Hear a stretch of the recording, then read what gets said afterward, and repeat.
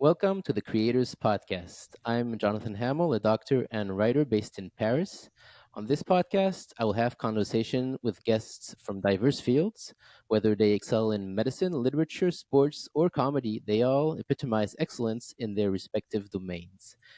Through these discussions, we'll aim to uncover the common threads that connect these creators, delve into their passions, explore their mentors and work routines, and even touch upon the moments of doubt and the dreams that drive them. My guest today is Julianna Margulies. Juliana is an actress, producer, and activist. She's widely recognized for her portrayals of nurse Carol Hathaway on the hit TV show ER and Alicia Florrick on The Good Wife. She has won multiple awards, including 8 Screen Actors Guild Awards, 3 Emmys, and 1 Golden Globe. She's also starred in scores of other films and TV shows, including The Sopranos, Scrubs, and more recently The Hut Zone or The Morning Show. A little less known is Juliana's involvement with Holocaust education. In 2021, after hosting the Holocaust Remembrance Day for CBS, she realized that only 19 out of 50 states teach about the Holocaust. She then partnered with the Museum of Jewish Heritage in New York City and created an educational program called HESP for Holocaust Education School Partnership, which we will talk about in a minute. She's also very involved in many other projects and organizations, including Erin's Law, Project ALS, and Physicians for Human Rights. Juliana is also an author, and she's written a fantastic autobiography called Sunshine Girl, which I highly recommend. You can find her on Instagram at Julianna Margulies. Juliana, welcome to the show. Thank you so much for being here. Thanks for having me, Jonathan. I think it's so great that we actually met on Instagram. I know it's crazy. It's crazy because before I wrote the book, I wasn't on any social media whatsoever. And when I was writing the book, Random House, my publisher said, "Well, you're not on social, you have to be on social media. You have to promote the book." So I said, "What's the lesser of all evils?" And they said, Instagram. I So agree. That's the only one I have. yeah. But it's so nice to meet you in person after It is. all our DMs back and forth. Exactly. So, as a physician who went to medical school in the 90s and watched ER on French television, and I can tell you had a great actress dubbing you because I can still remember her voice. Yeah, Uh, it's called Emergence in France, right? Urgence, yeah, exactly, L'Urgence, Urgence, yeah. right? So, I wanted to start with a question about nursing. Did your time portraying Nurse Hathaway ever come in handy in a real life situation?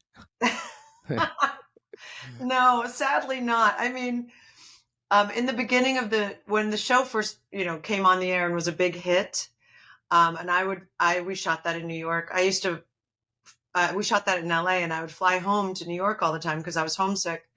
And people if I was walking on the street, they would just drop down and say, "Oh, I'm having a heart attack. Nurse Hathaway, help me." Um, And I said, "I'm so sorry. I know you're not having a heart attack, but truly, I know nothing about nursing. I mean, I could take your pulse, but that's about it. I can't draw blood." Mm, And I was lucky if I didn't, prick my own hand with the needle, which I did several times on set. on set. Oh yeah. I'm not good, and I'm a bit squeamish. I can't even look when someone's giving me an injection. I just always have to look Really? away. It's So different when it's on you. yeah, it was a waste on me. So I wanted to talk about the documentary called "The Hate We Can't Forget," Holocaust Memorial Special, which you hosted to commemorate International Holocaust Remembrance Day. How were you contacted in the beginning to host this documentary? Were you already involved with Holocaust education before that? No, I was not. In fact, it was a strange circuitous route to get to me because it was a girlfriend of mine who knew someone at CBS who was trying to get to me. I don't know why they didn't just go through my agent, but um, she had emailed me saying, "I think this could be a really important thing to host, and are you interested?" And I said, "Of course. I mean, of course, this is important." Um, so I immediately said yes. And sadly, the first time I was supposed to do it, I came down with COVID because it was in the middle of COVID. So we had to wait a week, and then I came back and did it. And I was really, I guess I was just really sad to find out how little my country um, respects the history of the Holocaust and how little they teach about it in public schools. It should be part of every curriculum, the way history is part of every curriculum, the way geography is. This is part of history, and I just was really taken by the fact that anti-Semitism in my country, and I think around the world, is on the rise. Yeah, for And to sure. me, that is due to ignorance and a lack of education. So I wanted to figure out a way to not just complain and be horrified, but to do something. If I felt helpless because I'm just one little person, but then I thought, well, why don't I just start reaching out? I'm not good at this stuff. I'm not good at fundraising. It's never been my strong point. I'm great at showing up at a fundraiser for other people, but I've never actually done it for myself. I've never started something from the bare bones. And so I reached out to the Museum of Jewish Heritage because I knew Jack Klieger, who is the CEO and president there. Because I've done a lot of, if you go to any Holocaust memorial museums anywhere in our country, and you and you have a tour guide through the exhibition, it's usually me, Oh, really? because I always donate my voice. I feel it's my absolute privilege to be able to give my voice to all these institutions. So I knew Jack because I'd been narrating all of his exhibitions for years. So you So I had been called him and I active. said, help me do something Mm. to educate middle and high school students. I think in America, middle and high school is seventh, eighth grade. So we're talking, we start at the age of 12, we go all the way to 18. I think any younger than that, unless it's age appropriate, it can be tricky. And I think parents would get nervous. But if it's taught in a meaningful way with a trip then to the museum, part of our whole program is that then we bus the children to the museum so they can see for themselves Yeah. what the Holocaust was, not just hear about it. And just to come back to the documentary, I found it quite striking when they go see students. I think it was in It Texas, was in Texas, yeah. and this girl said that when she got to Texas, she didn't really speak English that well, and she said it could happen again. Racism still exists because people were picking on her because of her lack of English. So, what were Yeah, you? Was that also part of like what showed you that there was still not only lack of knowledge about the Holocaust, but still a lot of racism? absolutely. And what, that part of the show, that documentary where they showed the teacher in Texas bringing in high school students varying from 15 to 18. I think there were about 7 of them, and not when she asked, "Do you know who Hitler was?" and they didn't.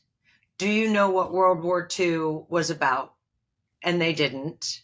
"Do you know what the Holocaust was?" and they didn't. And then when they brought in a survivor and they were filming that, and the survivor was telling her story and then showing pictures of her family, and then the camera showed all these students just in tears. Yeah, And because they can afterwards, relate. sorry, Because they can relate to a because single person. yes, and afterwards, when the documentarian asked them, said, "Are you upset that you didn't know about this?" They were furious. Why didn't we know about this? And that this is not just a Jewish problem. I'm what I have gained from all the interns, and the program is just growing exponentially. It's incredible. We already now have the next 10 interns to start teaching next semester. So we've gone from 2 to 6 to now 10. Um, but I always say, why do you want to do this? Why do you want to intern to teach the Holocaust? And one of my students, by the way, they're not all Jewish. A Yes. lot of the interns are Christian, and one girl, I mean, they come from all over the world. This one girl is Malaysian, and she said to me, "I'm doing my thesis um, on genocide. This is a cultural problem. This is not about just one race. This is about all races that aren't white Christian races, And because and and there is these a sorry. Sorry, Yeah, and these students, they come from a variety of fields and backgrounds, right? They don't all study history, that's correct. so They they could come. study anything and just want to, for some reason, want to learn about the Holocaust and genocide. And how do you I find think that? they're all so different, and we purposefully reach out to try and get as many different students as possible. I actually just went to this lunch to congratulate our graduates who had taught for a semester, because I wanted to ask them, how was your experience? Would you do it again? Um, was it scary sometimes? Because there's a lot of people ask me, well, why are you doing this in New York? New York is Jew friendly. Sadly, not. The same way there's racism and sexism and homophobia, it encompasses all. And so the student, her name is Aubrey May. She said, this is about genocide, and I want to write my thesis on genocide, and I want to learn how to teach the history of the Holocaust so that my life can be richer. And ultimately, she had such an incredible experience. She's now an employee at the Museum of Jewish Heritage. Wow. So, and I asked what the general sort of feeling was from students that they were teaching, if they were receptive and open to being taught about the Mhm. Holocaust. And pretty much 90, I would say 95% were incredibly open, incredibly grateful. I mean, one eighth grade class in the Bronx, and this is not, it's this little boy, when he heard that 6 million Jews were killed during the Holocaust, he raised his hand and he said, are there any Jews left?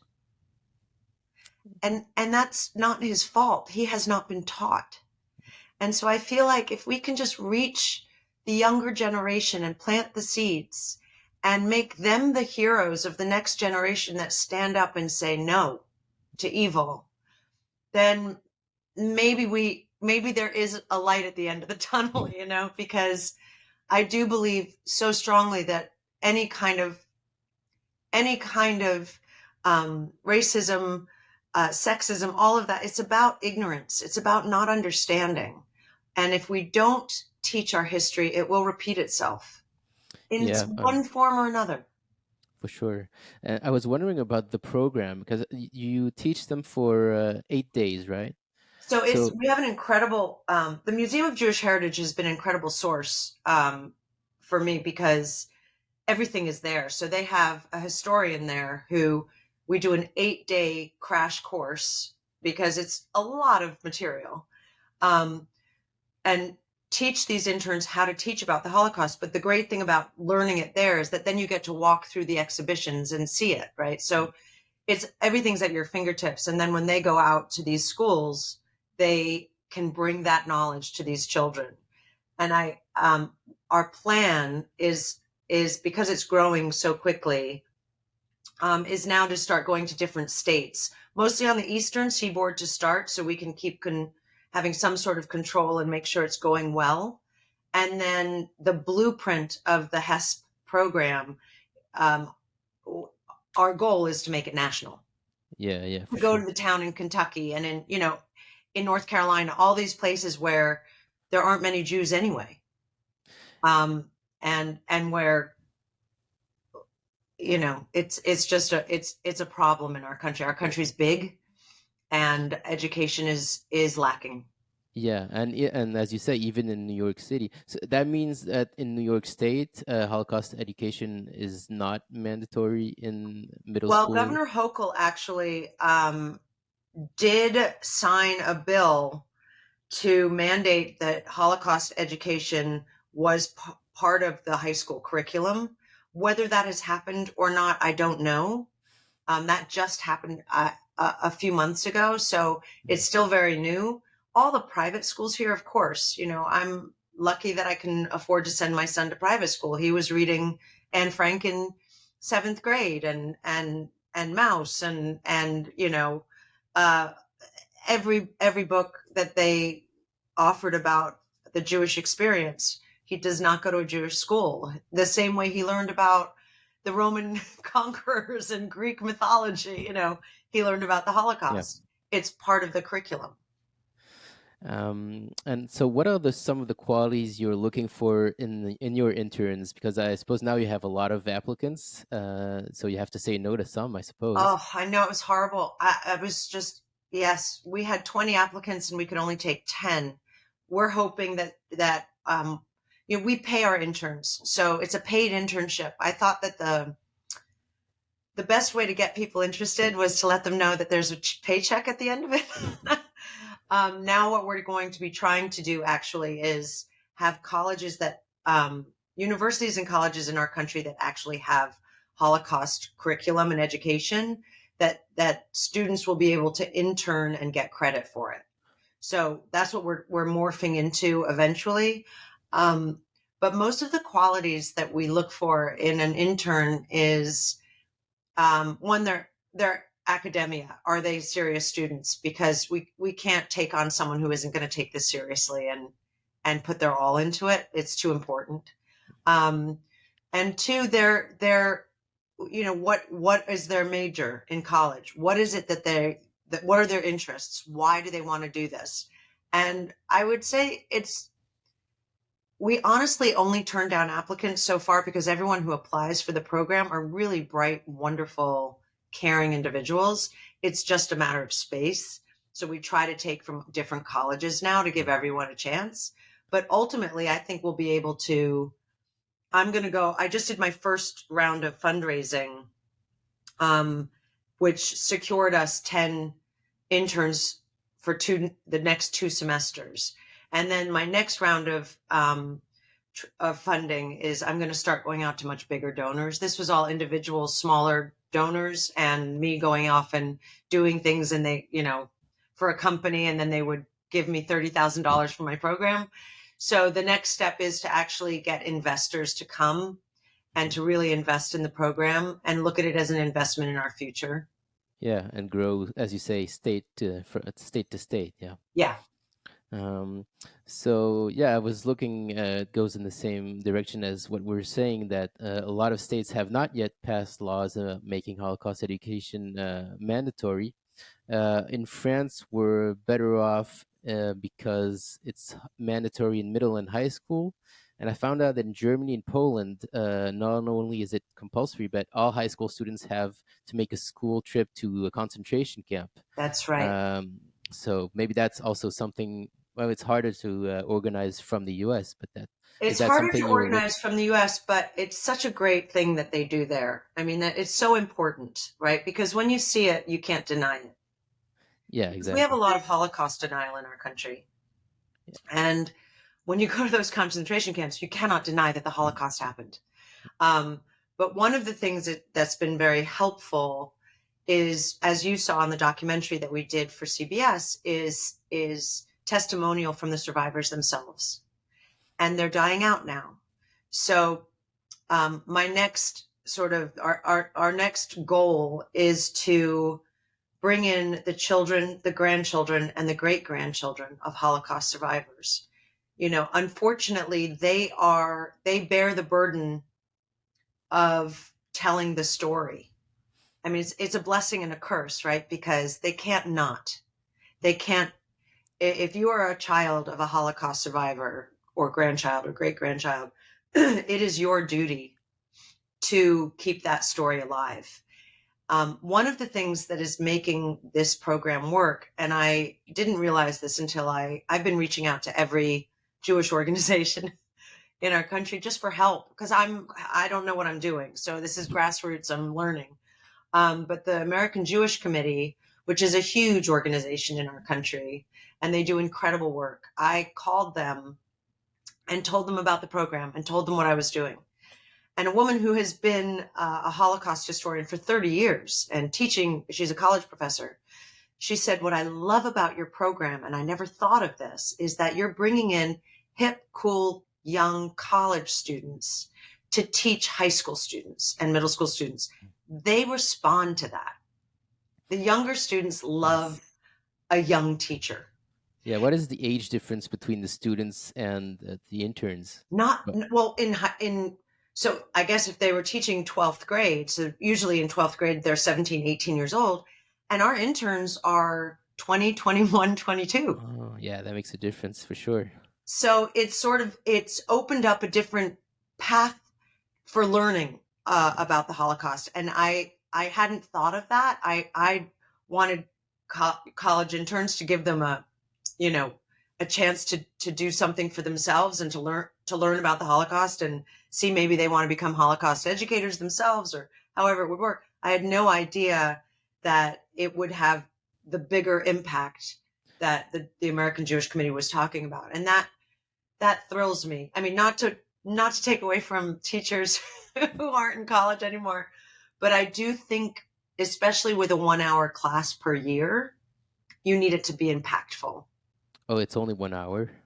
It depends on Oh, the school. yeah. It's technically 1 hour, and then it's the scheduling has proven the most challenging Yes. because every school has their own schedule. Our college students, our interns are still in school, so they have to do it on the day that they're not in classes, Mm, and then also the busing the children to the museum, right. which by the way is all done for free. It's all part of the fundraising I do, is to say to the people I reach out to, look, this is what $5,000 gets us. It gets us, an intern gets to be taught how to teach on the Holocaust, and they get bused for free to the schools. The children all get bused, and we give them lunch at the Mm. museum, and it becomes this incredible experience, almost like an immersion. Um, so, and every year is going to be different because we're learning so much. But I'll tell you, the outer boroughs in New York, especially Brooklyn, the Bronx, Staten Island, they they do not know about the Holocaust. Yeah, I was gonna ask, how do you choose the schools? Do you to where you're gonna teach? Is the Yeah, so that is where the Museum of Jewish Heritage comes in. They are incredibly well versed in all of the different schools in the New York area. And what we do is go to you can see each school's curriculum, right? It has to be made public. Mm. So we go to each school that doesn't have any Holocaust education, and Oh, we okay. try and get to every school. I mean, it's tricky because it's from September. The first semester is September to November, and then the second semester is February to May. Um, so there's a few months in there, and you listen. Our first year we reached, I think it was 1,700 kids. Our second year we had 6 interns. We reached 4,500 kids. This coming school year, we now have 10 interns, so we're going to reach hopefully at least 6,000 kids, and on and on and on and on. Yeah. But part of I was trying to understand the youth in our, forget just my country, just in the world right now. And I thought, what are the movies they're all going to see? And I think it's why it's all about heroes. It's the Marvel movies, it's superheroes, it's any movie you see a hero in, these kids want to be like them. And then I thought, well, why aren't we changing the narrative? Let's make this about a heroic effort when you stand up to evil the way they do in all these movies. So we're trying to transition. We're doing an exhibit, actually. It's the 80th anniversary of the Danish Rescue. Do you know about the Danish Rescue? Refresh my memory. Yeah, so it's a really touching story. So, in Denmark, they had signed a treaty with Germany before World War II. And then when World War II happened, um, King Christian said to Hitler, "You will not harm any of our Jewish brothers and sisters." But they still went to Denmark. They were there and they took over the cities, but they knew they couldn't touch the Jews. And then when the Germans realized they were losing the war, Hitler said, "Get all the Jews, round them up, and kill them." The Danes, children to adults. I mean, there was no one who did not partake in this. They rescued 7,500 Jews in boats at midnight to Sweden. And it was a harrowing rescue, and it went for a few weeks. And anyway, I'm trying to truncate it a little bit because it's a really phenomenal story. But we have the Museum of Jewish Heritage. We have the boat, and they've refurbished the boat, and we are putting on an exhibition about the Danish Rescue that will be family oriented, so young kids can come. It's not going to be, horrifying the way the Holocaust. The only way you can tell the tale of the Holocaust is to show the horror, right? Yeah. But this is about heroes standing up and saying, "No, these are our brothers and sisters." And so, there's ways that you can teach children and ways to plant seeds about being a hero in the face of evil that I think will catch on more so than just Holocaust education, especially for the young. And it's the same with racism. It's stand up. Who are the people? Why aren't we all standing up? I don't Mm. understand. I march for life. Black Lives Matter. I'm irate when women, anything misogynist or homophobic, or I'm on every team there. Yeah. There Yeah, aren't that's the enough goal. people on the anti-Semitic team. Yeah. Yeah. So a few things popped up. Is first of all, what's your experience with having Holocaust survivors come to speak to the students? Have you managed to get some survivors? Because So we as you haven't said, yet, but what we do have is at the museum, we have them on film talking. mm, So there's also, to have a Holocaust survivor come, which we will. It's just scheduling wise, but then you can't just ask. They're very old, and you can't ask a 90-year-old woman to come and get it out in half an hour, right? So it has to be dedicated time, at least a 2 hours, because I want the children to ask questions. I want it to be all encompassing, not mm, just being told a story. I want them to be part of the story, to make it more effective. So that's another branch. We're slowly like figuring out how do we do that. And as these Holocaust survivors are dying out, Jack Klieger at the Museum of Jewish Heritage is reaching out to their families to say, who would like to come and talk to children about your grandparents' story? yeah, yeah, yeah. I was gonna ask: do the grandchildren or great grandchildren even have some started to come? That's also a work in progress? Because then they will be even closer to the age of the students. That goes in the same direction. Exactly, exactly. Yeah, it's one of those things where if there's time, it's all about timing and getting people up there. I don't think anyone would not want to do it, tell their grandparents' story, but I also think that we have to do it thoughtfully and understand that their time is very precious. So I want to make sure they want to keep coming back and doing it again and again. So we have to make sure that the students are receptive to that. So in some of the classes that we taught already, we're thinking, well, next semester maybe we instead of giving them the Holocaust education that they already had, we bring in a survivor, right? Mm, So it's going to start to have layers within the program. yeah. So I wanted to talk about literature a little bit. In France, I was reading a scholar who's studying the relationship Jewish American writers have with the memory of the Holocaust. So she's looking at authors like Philip Roth, who were torn between their desire to be American and their Jewish identity. And so this gave birth to remarkable novels, but they did not directly address the Holocaust. And these days I find it interesting that many novels about the Holocaust are written by non-Jews, such as Heather Morris, who wrote *The Tattooist of Auschwitz*, which is now part of the school curriculum actually in New Zealand, Australia, and Great Britain. Oh, Which is fantastic. yeah, it's crazy. And I was actually talking to her 2 days ago, and she does a lot of education. She goes to schools and talks to students. Um, so, what's the role today, in your opinion, of literature in Holocaust education in the U.S.? Because, as you said, like, people are reading less and less, and it's all social media and short formats. And in our country, we have states that are banning books. Yeah, that's another problem. It's a I big know problem. They're it's a big banning Anne problem. Frank. I know. And parents are saying, oh, it's not because it's about the Holocaust. It's because she talks about her sexuality in it. That's how crazy my country is. This is insanity. Yeah. We're doing a big campaign, Let America Read, and all the books that have been banned. Each celebrity, author, whoever picks a book, and of course mine was Anne Frank because it changed my life in many different ways.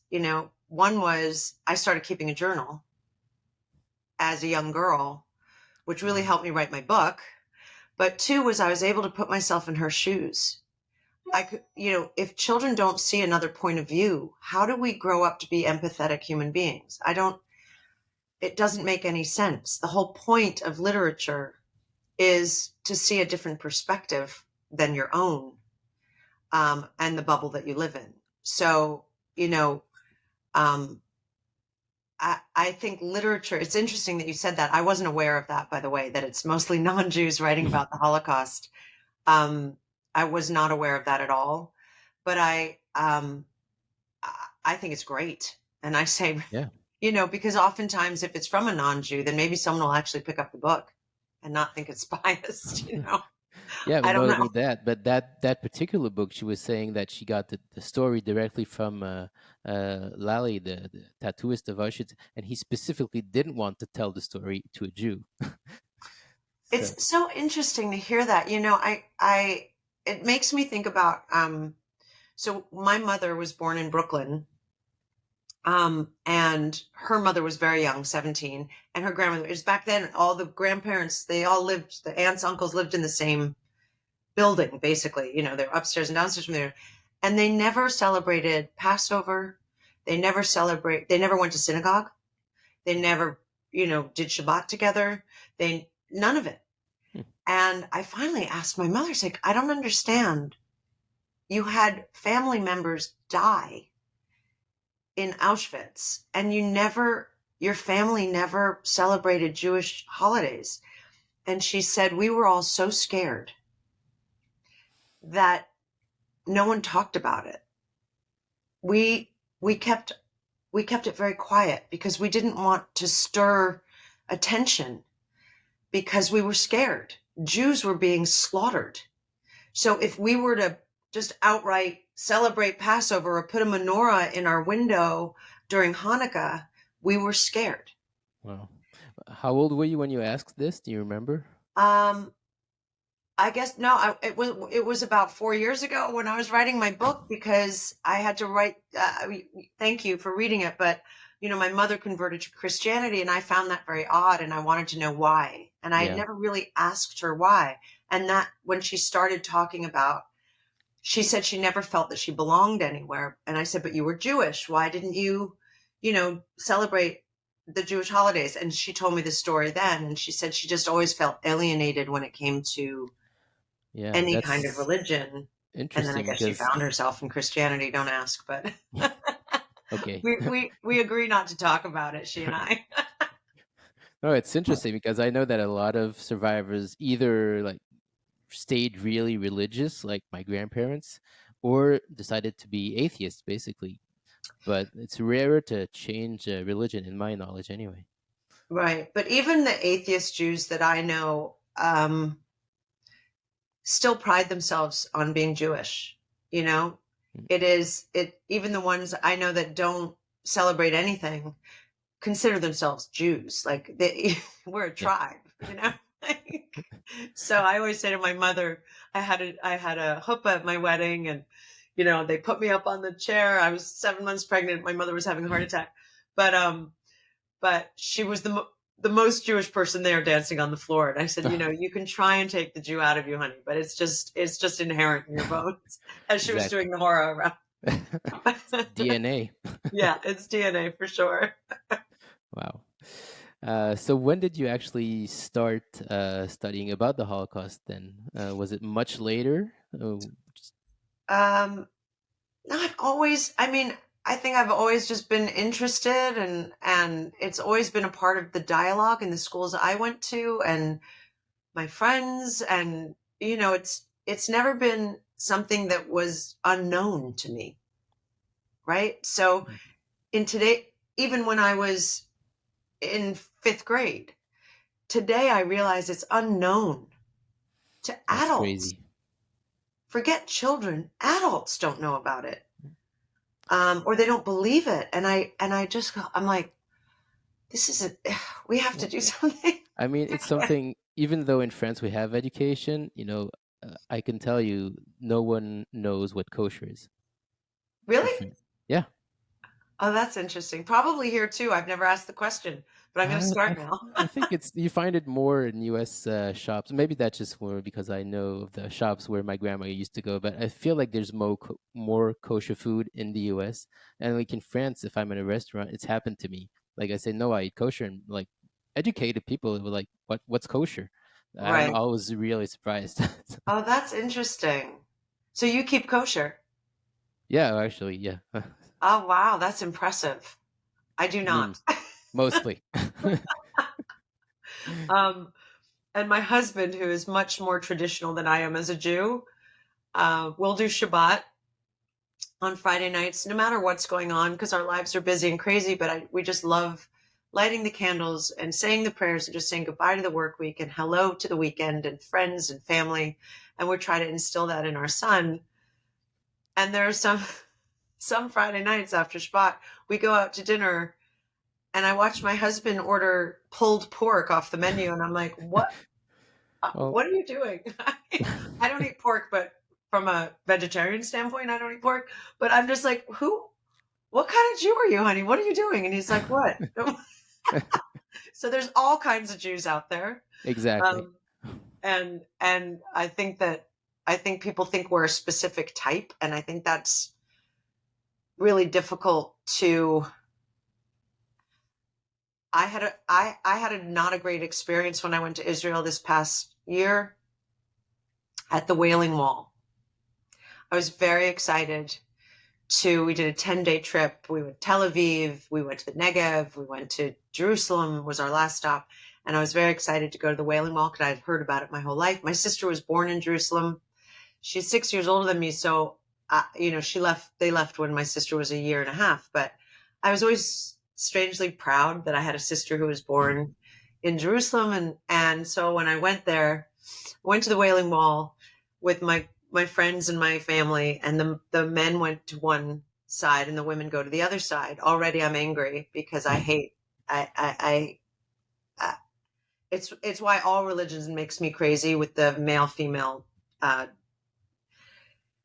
It just feels like it should all be inclusive and women should not be made to sit up where they can't hear anything. That's what drives me crazy about any organized religion. However, um, the men had a very lovely time visiting their side of the Wailing Wall. My side was women. It was all Orthodox women, and they don't like Jews like me. Not And they orthodox, wouldn't you let mean? me get near that wall. Really? I mean, they wouldn't leave the wall. So thank God I'm tall. So I just got on my tiptoes, walked right up and, touched the wall. And then I just felt like this is part of the problem. This isn't your wall, Yeah, right? This is the exactly. world's wall. And I'm still battling with that. I played a Hasidic Jew once in a movie years ago, and when I went to do the research on it, um, it was difficult. It was difficult for me to step inside the shoes of this character who was Hasidic. I had to really understand why she thought her life was important, juxtaposed with the way the Orthodox Jewish men treated her. Yeah, where she found meaning. Yeah, So, tricky. how did you But find yeah, it? when I did the research and when I really got some of them to talk to me, because not all of them will, they're so proud because in their minds, at least the women I spoke to or who let me speak to them, they were keeping the race alive by having multiple babies, Mm, right? Without them, there is no Judaism. So, it's very um, extreme.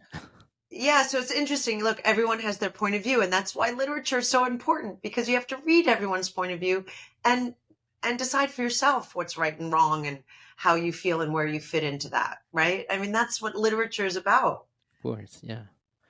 Yeah. I was thinking there are many Hollywood celebrities that support charities and do philanthropic work. Were there any of your friends or colleagues who have inspired you in this regard over the years before you started getting involved? Oh my God, so many of them. I mean, um, I've always tried to jump on board when someone asks. The problem is I tend to spread myself too thin. So I realized I had to start focusing more on specific things that really hit me and where I felt I could make a difference. So, um, it all started for me um, with Project ALS, where a friend of mine had gotten ALS at 35. I was just starting on ER, and her sisters, her name was Jennifer Estes, and her sisters, Meredith and, oh my God, I'm blanking on her name. I'll think of it in a minute. The Estes sisters, we all call them. They started Project ALS, which is it's stem cell research, basically. We were doing really well, and then Bush got elected and put a ban on stem cell research. Oh, And then we got back on track when Obama was in the White House. I mean, it was a lot of back and forth, but they've done incredible work, and that's where I really started my philanthropic work, was with them, because I saw how much we started with the tiniest little fundraiser where I was on ER, and I asked my ER castmates, I was like, would you come to this fundraiser? We're trying to raise money. And then the next year, because I had brought George Clooney, the next year he then brought Brad Pitt, and then Jennifer Aniston, the whole cast of Friends is there. And suddenly I became more in the background, happily, as the huge stars started just mm, like, bringing attention to the cause. And that's when I realized, you have to start small. Rome wasn't built in a day, so you have to start small and slowly build up to it. So when I saw how that took off, and I have to say I'm still involved with it to this day, and I try and host their galas every year when I can, if I'm not working. But it's the same way I feel about Erin's Law, which is a law that's been passed in 38 states in our country, um, and it's just teaching 1 hour a year of safe touch to speak out on sexual abuse for children. It's taught age appropriately. It allows children to have a voice and to hold their perpetrators accountable. and how old are the students? From kindergarten to 12th. Oh, okay. 12th But grade it is what is, age? Because I'm so we start in kindergarten. So they're 5, 6, but it's all age appropriate. It's taught by doctors. There's always a uniformed policeman woman mm, in the room. When we finally got it passed in New York, after trying for 7 years, wow. um, I finally did that thing that I'm loath to do, which is I called Katie Couric and Gail King and Oprah Winfrey and Mariska Hargitay and all the people I know who I've shown up Mm, for fundraising. And I said, guys, you need to help me, because every child should have the knowledge of how to speak out against sexual abuse. And they were like, what? It's not passed in New York. So they really helped. I got their voices out there, and we finally got it passed in New York. And what's remarkable about the law, which has now been adopted in India, in wow. Canada, this girl, Erin Marin, will not stop until all 50 states are passed, and then we're going to go to Europe. So we're on a mission. But just to show you how it works, so third graders, they're what, 9 years old. And our first class that we taught up in Rochester, New York, at a big public school there, was for third grade. And the psychologist was saying, what is safe touch? What's a safe secret? It's grandma's surprise party. What's not a safe secret? You tell your parents, I'm going to kill you, right? So we try and teach them what safe touch is. If your Mm, bikini area is not, they can't touch you there. That's not safe touch. You're allowed mm, to tell. You're allowed to say, he touched me there, right? So we teach them that, but we do it age appropriately. yeah. So after this third grade class, so it's an hour class, 9 of the students had their heads on the desk. They couldn't get up. The rest of the children left. And it turns out their principal had been sexually abusing them. Wow.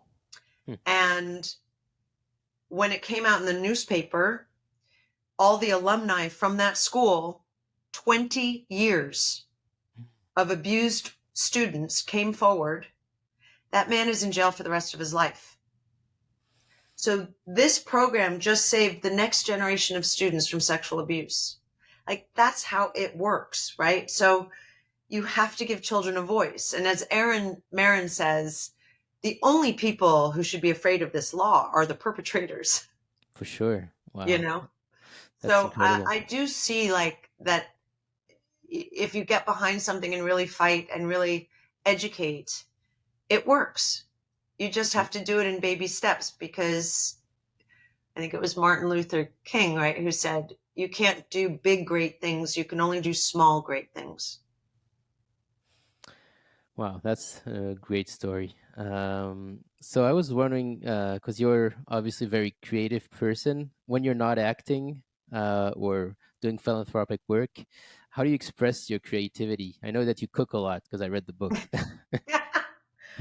I do. I love to cook when I have time. I hate to cook when I'm in a rush. And I think that's because I am a creative person. And when you cook in a rush, I don't feel like you can be creative. I like the Right. table to look beautiful, you know. Um, so cooking is definitely, if I have time, that is definitely a great creative outlet for me. I really love it. But honestly, I get a big thrill. I know people hate hearing this, but I get a big thrill from physical exercise, from making sure I sweat every day. Like, not right now in our country, there's a writer's strike happening in the, Yeah. it's really upsetting because I was just about to start prepping a new show, but we have to, it'll happen eventually. But anyway, so I have time right now. And I thought, I never get upset when I don't have work. I get excited about all the possibilities of other things I can do. So one of them is just every day being able to either ride my bike or go for an incredible walk, do my yoga, do my Pilates, feel like I've stretched my body and moved, and then like go to the farmer's market because I have time to pick out, whatever looks good, and then figure out what I'm going to make for dinner without looking at a recipe. That's my that's my creative challenge. You can make anything from a recipe if you follow it perfectly. Exactly. I It's was gonna creating it say. yourself, right? So it's things like that, and And arranging the flowers. I love doing that too. and I what like doing about? anything that makes a room pretty. Oh, okay. What about writing? Because you were mentioning the diary that you started when you were 9. First of all, are you still writing a diary, or have you other projects of writing since Yeah, you? so writing my book was one of the most wonderful, challenging, um, horrifying, terrifying experiences of my life, but I miss it. So every day, no matter what, I would come into my office for 2 hours and sit and just write. And I think some days I would be stuck just glued to my chair because it would all flow out. I mean, you must know this, you're a writer, right? So, it all flows out and you realize 4 hours have gone by and you haven't gotten up even to go, to the loo. And then other days you sit there and that knife goes into your heart and you're like, I've got nothing. Like, I literally have nothing to say. So it wouldn't that happen? Did you just still sit down for like half an hour just to put in the time, or just? Yeah, I mean, it's funny that you're saying this now because I just had lunch with my editor who said, you need to start another book. And I was like, oh no, no, no, no, no. Um, I do when I'm in that. So I've been mulling around in my head. If I wrote another book, what would it be? Fiction? What would it be about? Would it be about a different? There were a lot of chapters left out of my book because it could only be so long, and I wanted it to have a flow. So I didn't want there to be a lot of fat. So Yep. we edited a lot of chapters out. And one thing that helped me tremendously while writing the book, and one thing I love to do when I'm not learning line, usually at night, especially having been on ER and The Good Wife, which was, you know, you're just learning lines at night. That's the best way to memorize, is the last thing you see before you go to sleep. Yep. Um, which my husband was like, "You're bringing work into the bedroom." I was like, "Honey, you married an actress. It's the only way I can learn lines." But now I have time. There's nothing happening right now. And nothing makes me happier than getting into bed with a great book. I mean, I could just sit and read all day. It's like a luxury. I don't understand people who don't love to read. I Yeah. love disappearing into a book. It's second to writing. It's the best. It's the best because and I get so attached to books that I won't see them when they're made into films oftentimes because I don't want to get disappointed, you know. But so yeah, so I've been trying to read a lot of different styles of writing just to sort of steer myself where I would start if I were to start And another would book. that be a novel, or you I don't know don't yet? know. I'm so impressed by novelists.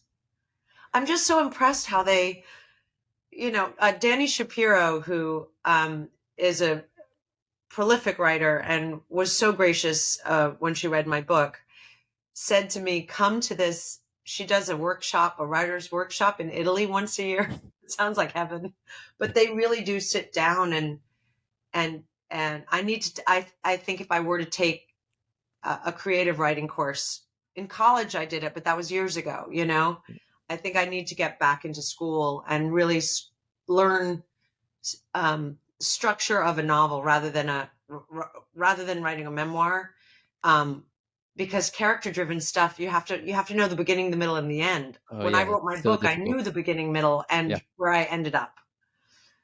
So yeah, I yeah. find it really challenging. Plus, if there's multiple characters, you have to know where they're going, the story arc, and everything is so difficult. Right. It's Yeah. so difficult. I'm so impressed with authors. I think the whole world should be impressed with them. Even if the book's not that good, I'm still like, look what you came up with. Yes, exactly. I agree. And what are some of the books that you're reading these days? So right now I'm reading The Covenant of Water, Oh yeah, that just came out. yeah. I just read a beautiful book.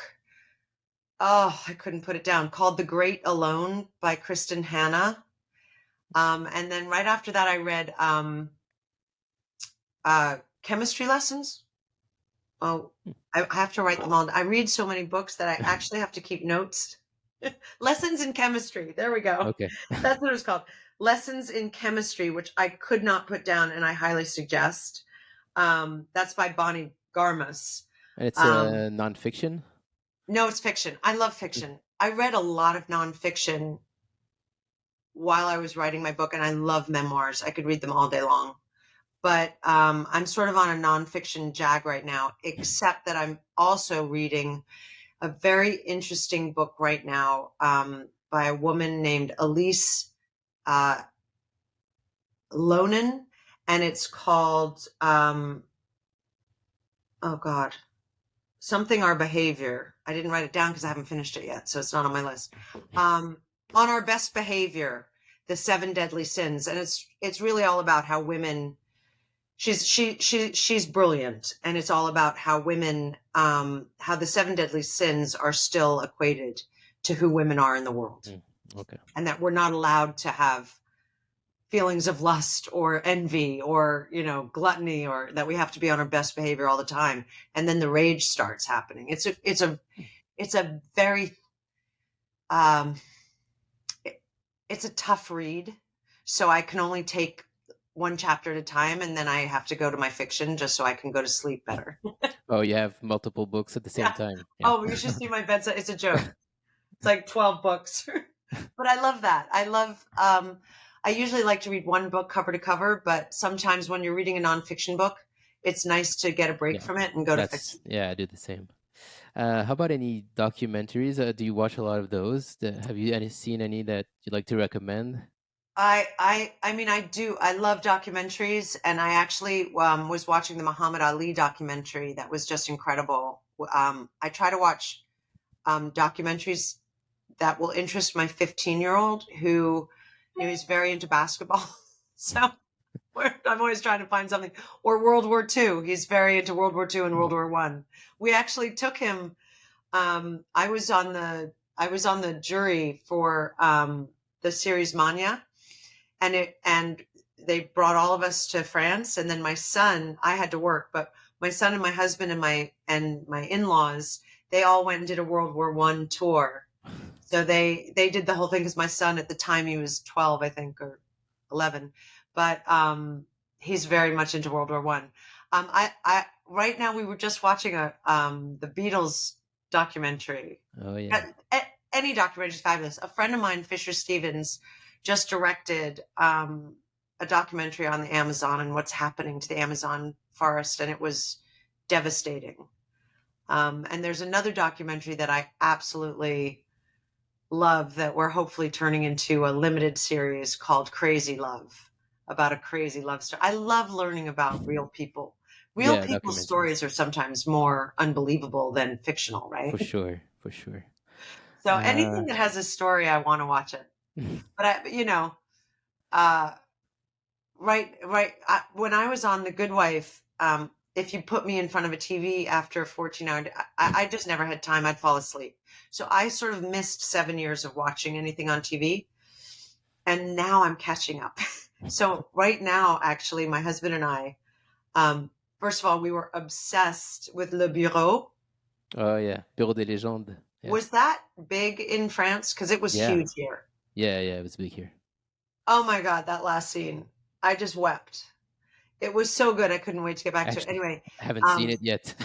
oh, I think my pal George Clooney is turning it into the American version. Really? Oh, That's I what I don't know that. read. I don't know. I have to ask him. Mm. So I was like, be careful. That's a very precious show to me. So you have to do it right. But now we're watching The Americans. I never saw it. Oh, that's so good. It's Yeah, so good. I know. So we're watching that right now.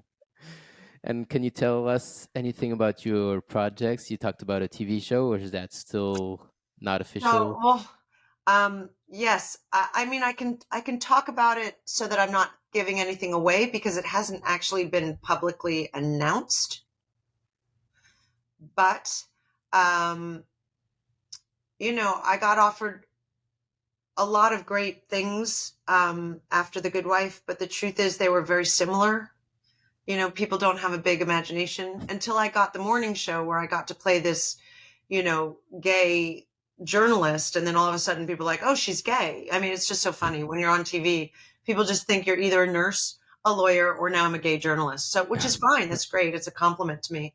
But I just realized the scripts I was receiving felt limited to me. So my producing partner and I went down a rabbit hole and came up with this great outline of a character I wanted to play, which I'm not going to say because I don't want anyone to steal it. But anyway, and I wanted to bring in elements of things that have happened in my life, like during the pandemic, my mother had was diagnosed with mild to middle dementia, and I had to change her living situation. I had to everything had to change. And watching that as an adult and seeing there are days that are very funny. I mean, I'm laughing hysterically with her. She's so funny. And she's still pretty lucid. But then there's days where her brain just changes to another dimension. Hmm. And she starts rewriting my history. And I'm like, and I get caught up in it and go, no, mom, that didn't happen. And then you're on the floor crying because you're like, wait, is she not going to, it's very tricky. And I wanted to express that in a television show in a way that I think they did it beautifully in The Father. I thought Anthony Hopkins did a beautiful job in that film, Yeah. but you didn't get to see enough of Olivia Colman's character and how it affects an adult child of that person. So anyway, we brought all these elements together. We sold the show. I have a great writer. We wrote all 10 episodes of the show. They had opened up our writer's room, paid our writers. They said, once we get all 10 episodes on our desk, then we'll announce it. We'll go into pre-production. We handed all 10 episodes in on the deadline, May 1st, and the next day the writers went on strike. Perfect. So they love it. The network that we sold it to loves it, and it will happen. It's just I thought I was going to be working all summer. So now all of a sudden I'm like, oh, wait, maybe I'll go do that play because I Oh, miss theater. So yeah. I think a lot of us will end up back on the stage if this strike goes much longer. Wow, that's great. Yeah. Or who Well, knows? Maybe I'll come up with a cookbook or something. I don't know. well, you seem to find things to keep busy, so I'm not worried. Yeah, I'm not worried either. Thank you. All right. Well, thank you so much, Juliana, for taking the time to be here. This has been great. It was a pleasure, truly a pleasure. Thank you Thank for you. asking such bright questions. Thank you. So once again, people can find you on Instagram at Julianna Margulies, and all the information about the HESP program is available on the Museum of Jewish Heritage website. It's mjhnyc.org, mjhnyc.org. And Uh, just click on HESP and it'll bring you right to what the program is. exactly. Thank you, everyone, for listening. If you've enjoyed this conversation and you would like to hear more, don't forget to like, subscribe, and spread the word. You can find all the information about this podcast and my activities as a writer on my website. It's hameljonathan.com. All these conversations are available on YouTube, Spotify, Apple Podcasts, and wherever you get your podcasts. Thank you all, and see you soon on The Creators. Thank you so much, Jonathan. That was Thank you. wonderful.